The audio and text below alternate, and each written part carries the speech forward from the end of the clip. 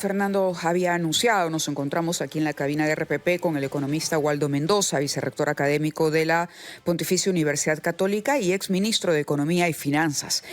La Comisión de Economía va a poner a debate los proyectos de ley que contemplan este octavo retiro de fondo de pensiones de las AFP, que cuenta, como hemos conocido recientemente, con el respaldo del Poder Ejecutivo. Se ha cuestionado desde el Parlamento el reglamento de la ley de esa AFP. Han dicho que se podría incluso no solamente aprobar el octavo retiro, sino además derogar este reglamento. Pero quería empezar pidiéndole al señor Mendoza una opinión sobre el papel que ha desempeñado en los últimos días, porque no ha sido siquiera semanas, en los últimos días, el Ministerio de Economía y Finanzas. ¿Cómo queda cuando hemos escuchado en el marco de un roadshow en Europa al ministro de Economías incluso decir que el Poder Ejecutivo iría al Tribunal Constitucional en el caso de que el Congreso aprobara iniciativas de gasto que pueden afectar las finanzas públicas y de repente, de pronto, el ministro no responde a la prensa, emite un comunicado, lee un documento en el que confirma lo que la presidenta había dicho, que se había llegado a una suerte de acuerdo o reflexión entre el MEF y la presidencia para esta vez reconocer que era válido el octavo retiro de las AFP, contrariamente a lo que él había señalado antes. Muy buenos días y gracias por estar con nosotros. Gracias a ustedes. Buenos días. Ávila, Fernando, siempre grato estar aquí. La política macroeconómica tiene dos grandes brazos. Un brazo es la política monetaria, que tiene que ver con el Banco Central, que está caminando muy bien. El otro brazo es la política fiscal, que no anda bien hace ya bastante tiempo. Las explicaciones son: uno, han dejado de pasar un conjunto de exoneraciones tributarias sin observarlas. Las exoneraciones son malas para el país. Dos, han dejado pasar iniciativas de gasto, no han observado, no se han quejado. Y ahora este incidente del retiro de las cuentas de las AFPs, donde el ministro inicialmente expresó, como tú lo dijiste, que observaría esta norma y se quejaría ante el TC, y luego cambió de opinión. No dice bien del MEF. El MEF, el ministro de Economía es el consejero económico del presidente o de la presidenta. Tiene que darle buenos consejos y no puede ser un buen consejo esto de retirar los fondos de las AFPs. ¿Por qué? ¿Cuáles son las razones que a usted le parece deben prevalecer para oponerse a ese proyecto? Razones que tienen que ver con los ahorristas, con los que tienen cuentas, pero también con la economía peruana en su conjunto. Son varias. Las implicancias son de corto plazo y de largo plazo. En las AFPs hay como 10 millones de pensionistas. De esos 10 millones, como 2.3 millones ya no tienen ningún fondo. Tienen un fondo cero para sus pensiones. Y más o menos 6.5 millones tienen solo 5 UITs. Entonces, es un sistema de pensiones que ha quedado totalmente desfinanciado, ¿no? Ese es un problema. El otro problema es estos fondos, cuando los retiren, van a ser usados en parte para el consumo. Eso va a tener un efecto reactivador en el corto plazo. Parte de esos fondos se va a ir a los bancos, al ahorro y por tanto a más préstamos. O sea que en el corto plazo, desde el punto de vista del nivel de actividad económica, la medida es buena. Porque inyecta liquidez. Inyecta liquidez a la economía y eso impulsa a un crecimiento mayor.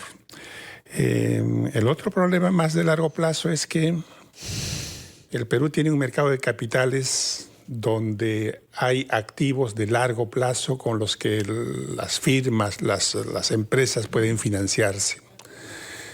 Con esta incertidumbre de si retirarán o no más fondos de AFP, las AFPs ya no invierten en papeles de largo plazo. Tiene lógica. Invierten solo en papeles de corto plazo. Por lo tanto, créditos como el hipotecario se van a ver afectados porque no hay respaldo de activos de largo plazo para ello. Pero además la rentabilidad de los fondos que se mantienen también podría verse afectada.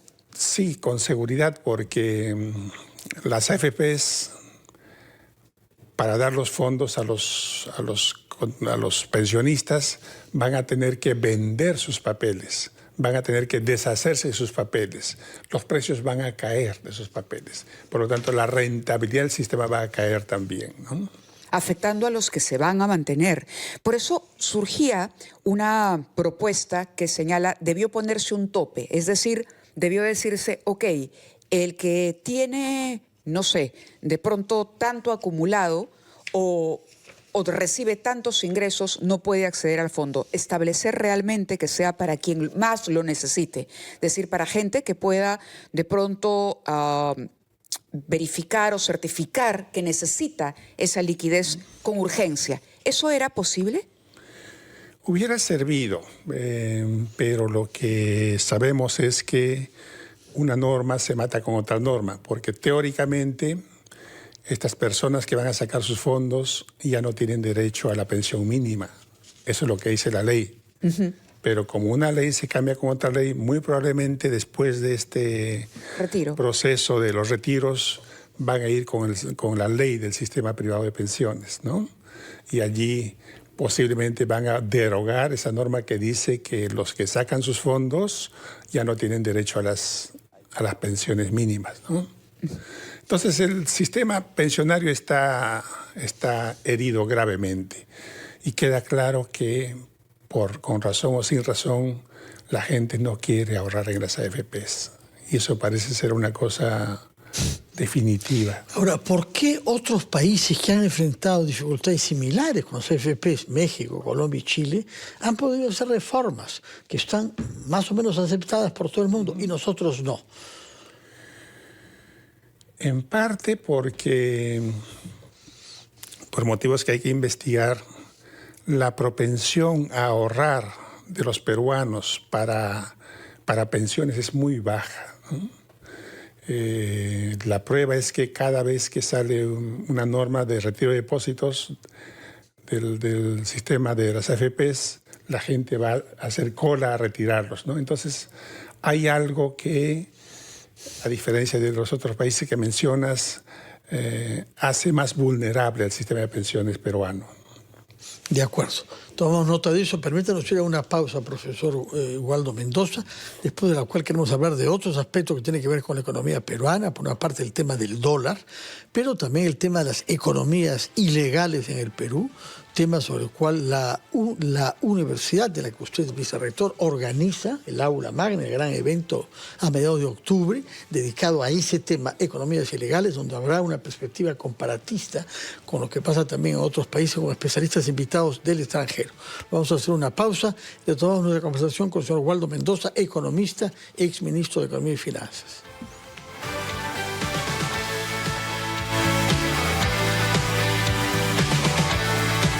Ahora sí, retomamos nuestra conversación con el economista Waldo Mendoza, ex ministro de Economía y actual vicerrector de la Universidad Católica. Y le queríamos preguntar sobre el precio del dólar, porque nadie había previsto que podría bajar en tan corto tiempo por debajo del 3.5, que es su tasa actual. ¿A qué se debe, señor Mendoza, y qué podemos prever para el mediano plazo respecto del valor de la divisa norteamericana? El precio del dólar, como el de cualquier producto, depende de si es escaso o abundante. En este momento es abundante. ¿Por qué? Porque los precios internacionales están en el pico histórico. El precio del oro está en 3.340, el del cobre está en 450. Los términos de intercambio, la relación de precios de exportaciones e importaciones están en su nivel más alto desde 1950. La balanza comercial, el superávit de la balanza comercial es el más alto de la historia. Entonces hay un conjunto de motivos que hacen que el precio del dólar se encarece, se abarate. Aquí lo que hay que comentar es que hay un jugador importante en este mercado, el Banco Central de Reserva, que tradicionalmente intervenía. Cuando el dólar estaba muy bajo, compraba para elevarlo. Cuando el dólar estaba muy alto, vendía para bajarlo, ¿no? Un sistema de flotación sucia, le llaman eso los economistas. Últimamente no está comprando, no está interviniendo. En parte por eso el dólar se ha ido abajo, ¿no? Hacia adelante Esto que parece una buena noticia para el Perú puede necesitar de otro tipo de intervenciones pensando en el 2026-2027. Primero está Trump. Nunca se sabe qué es lo que puede hacer. Hace una semana ha intervenido en los bancos brasileños para que los bancos brasileños le quiten el financiamiento al juez que dictaminó contra Bolsonaro. Contra Bolsonaro, sí. Puerto de Chancay está a la vista de los americanos. Cualquier cosa puede pasar. Y se vienen unas elecciones donde en este momento no hay candidatos de izquierda, pero los va a haber, que también va a generar cierta turbulencia. Por lo tanto, me parece a mí que sería sano que el Banco Central acumule más dólares comprándolos. De esa manera consigue esperar mejor preparado las contingencias del futuro y de paso eleva el tipo de cambio también. Un tipo de cambio bajo perjudica mucho a los exportadores, beneficia a los importadores y beneficia a los que tienen créditos en dólares. Entonces hay que hacer un análisis conjunto de esos medios y me parece que lo sensato, lo precavido es acumular más dólares comprándolos y de esa manera apoyando a que el tipo de cambio no esté tan bajo. Yo quisiera pedirle retomar un poquito el tema de las pensiones, porque durante la pausa veníamos conversando sobre la importancia que reviste la decisión que vaya a tomar el Congreso ahora. No solamente se trata de habilitar este octavo retiro, sino también lo que va a pasar con esta reforma que se supone era un primer paso hacia un nuevo y más eficiente sistema de pensiones en el Perú. Todo parece indicar que luego de la aprobación del octavo retiro viene también la derogación o del reglamento o de la ley.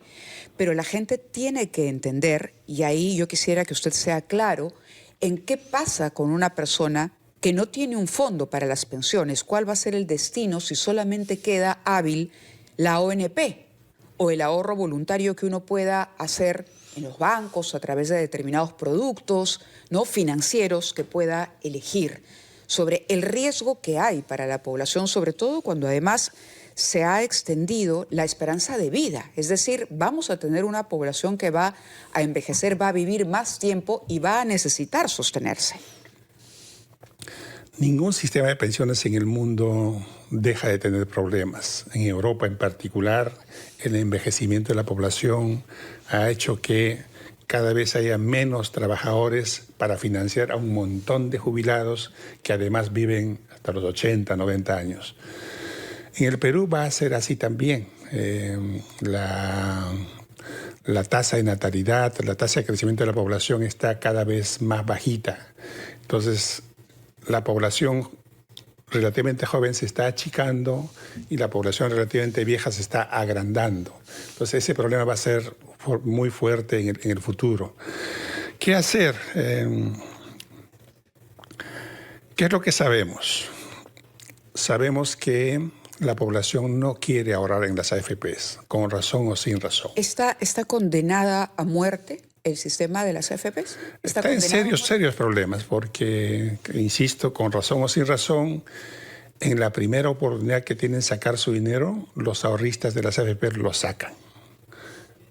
Y una AFP con pocos fondos es una AFP frágil y una AFP que está en constante amenaza de retiros de fondos, está con la obligación de no invertir, y ya no en papeles de largo plazo, que son los que financian la inversión y el crecimiento y el fondo, los créditos hipotecarios, sino en el corto plazo, porque no sabe si este octavo retiro será el último. Yo creo que no. De acuerdo. Otro elemento importante en nuestro país es el auge que han tenido en los últimos tiempos las economías ilegales, razón por la cual ustedes han decidido en la Católica consagrar el evento más importante que organizan al año, el Aula Magna, al tema del crimen y economía ilegal en el Perú. Retos urgentes, lo llaman ustedes, para las elecciones del 2026. Díganos unas palabras, por favor, sobre estos 3 días. ¿Quiénes son los que van a participar? ¿Qué invitados vienen del extranjero para permitirnos ver otras experiencias en las que quizá se ha hecho frente a este problema con más eficacia que acá? La elevación del precio del oro desde el punto de vista macroeconómico es una buena noticia. pero la elevación del precio del oro ha hecho muy rentable la actividad minera. Entonces aparece la minería ilegal, que genera los problemas que vamos conociendo. Este año, en Aula Magna, el evento más importante del año en la Católica, vamos a tratar ese tema, ¿no? Crimen y economías ilegales, los retos urgentes para las elecciones de 2026. En esta Aula Magna, expertos nacionales e internacionales discutirán, analizarán, debatirán sobre estos problemas y buscarán un camino para encontrar soluciones, ¿no? El primer día tendremos una discusión esencialmente sobre cómo está el crimen y las economías ilegales en América Latina para tener una perspectiva del mundo, ¿no? Porque nuestro caso no es el único. En el segundo caso analizaremos fundamentalmente el Perú, con expertos peruanos básicamente. Y el tercer día es bien interesante porque estamos invitando a los principales partidos políticos a que manden a sus representantes a debatir sobre este problema, que nos presenten sus diagnósticos y sus propuestas para resolver este problema. Esperamos contar con ellos, así que Aula Magna de este año es una mezcla de academia y una mirada política frente a las elecciones de 2026. Muy bien, daremos cuenta de eso. Es el 14, 15 y 16 14, 15 y 16 en el Auditorio de Derecho en la Católica.